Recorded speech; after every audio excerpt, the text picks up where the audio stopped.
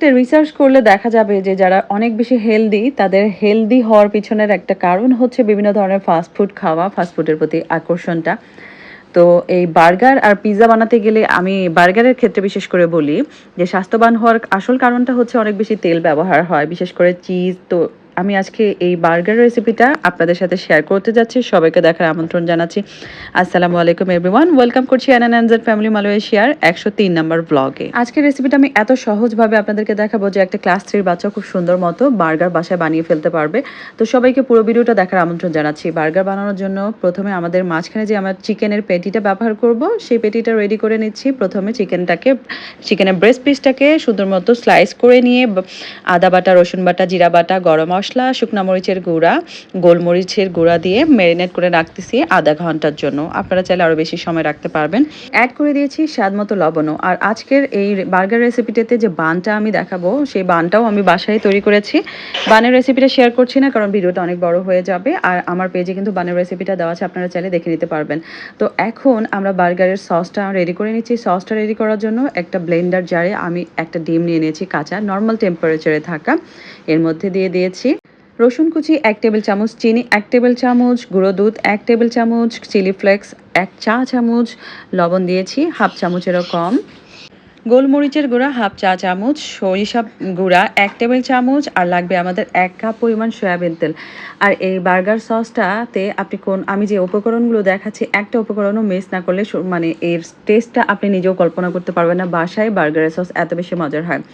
সরিষা বাটা আর রসুনের কুচি দেওয়ার কারণে এর যে ফ্লেভার এবং টেস্টটা আসবে আপনি নিজেই কল্পনা করতে পারবেন না। এক্সট্রা কোনো স্মেলই থাকবে না। আর আপনি চাইলে এখানে কিন্তু লেবুর রসও অ্যাড করে দিতে পারেন। সেক্ষেত্রে এই সসটা 7 দিনের জন্য সংরক্ষণ করতে পারবেন ফ্রিজে। সয়াবিন তেলটা একেবারে দিতে যাবেন না। সবগুলো উপকরণের সাথে 2 টেবিল চামচ করে করে এভাবে দিয়ে তেলটা অ্যাড করে ব্লেন্ড করে করে পুরো তেলটা যখন দেয়া হয়ে যাবে, ফোমি হয়ে যাবে, তারপরে আপনি 1/3 কাপ পরিমাণ টমেটো সস অ্যাড করবেন। দেখতে পাচ্ছেন স্ক্রিনে বার্গারের সসটা কত বেশি স্মুদি হয়েছে আর খেতে তো অসাধারণ হয়েছে। এটা আপনারা বাসায় না বানিয়ে খাওয়া পর্যন্ত এটা উপলব্ধি করতে পারবেন না। এরপরে যে চিকেনের পেটিটা আমরা ম্যারিনেট করে রেখেছিলাম এটা অল্প একটু তেলে ভেজে নিতে হবে। এমনভাবে ভেজে নিব, প্রথমে লো আঁচে ভাজবো যাতে চিকেনটা সেদ্ধ হয়ে যায়। আর তারপরে যখন সিদ্ধ হয়ে যাবে তখন এর উপরে কালারটা নিয়ে আসার জন্য একটু জাল বাড়িয়ে দিলেও হবে। মনোযোগ দিয়ে দেখবেন। এখন আমি দেখিয়ে দিব চিকেনটার উপরে আপনারা চিজটা কিভাবে অ্যাড করবেন। চিকেনগুলোকে ভাজা হয়ে গেলে চুলাটা অফ করে দিলে চিকেনগুলো গরম থাকা অবস্থায় উপরে আমি জয়টা বার্গার নিব। তো ততটা পেটিকে আলাদা করে নিয়ে স্লাইসগুলো উপর দিয়ে কিছুক্ষণ রাখলেই কিন্তু একটু মেল্ট হয়ে যাবে। এরপরে আমি বার্গারটাকে যখন সাজাবো তখন এটা আমি ওখান থেকে তুলে জাস্ট বার্গারের উপর সেট করে দেবো।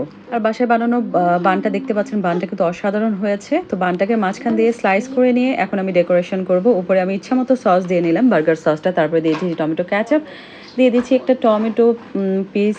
তারপরে আমি যে চিকেনটা চিজ দিয়ে সেট করে রেখেছিলাম সেটা নিয়ে এসে এর উপরে দিয়ে দিলাম। এরপরে আবারও সস দিয়ে দিচ্ছি। যেহেতু বাসায় বানিয়েছি সসটা একটু যদি প্লেটে গড়িয়ে না পড়লো তাহলে কেমন হলো।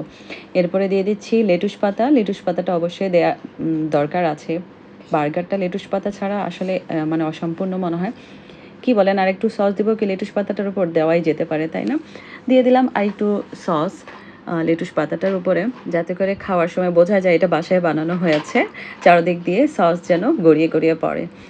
তো এরপরে যে অপর আরেকটা স্লাইস আছে ব্রেডের, সেটাও আমি দিয়ে এখন সেট করে দেবো একটা শাসলিক কাঠি দিয়ে, যাতে করে এই মানে ডেকোরেশনটা একটু এলোমেলো না হয়ে যায়। ব্যাস, বার্গার বানানো কমপ্লিট। তো এই ছিল হোমমেড বার্গারের রেসিপি। কেমন হয়েছে অবশ্যই জানাতে ভুলবেন না। আর এটা টেস্ট নেওয়ার জন্য অবশ্যই একবার হলেও বাসায় বানাবেন। আপনারা চাইলে কিন্তু বানটা রেডিমেড কিনেও আনতে পারেন, কিনতে পাওয়া যায়। তো কি বলেন আপনারা, একটা বার্গার শপ কি দিয়ে দেওয়া যায়? আপনাদের অপিনিয়নটা অবশ্যই কমেন্ট সেকশনে জানাবেন। তো আজকের রেসিপিটা যদি আপনাদের ভালো লেগে থাকে তাহলে অবশ্যই লাইক, কমেন্ট অ্যান্ড শেয়ার করে পাশে থাকবেন। সবাই ভালো থাকবেন। আল্লাহ হাফেজ।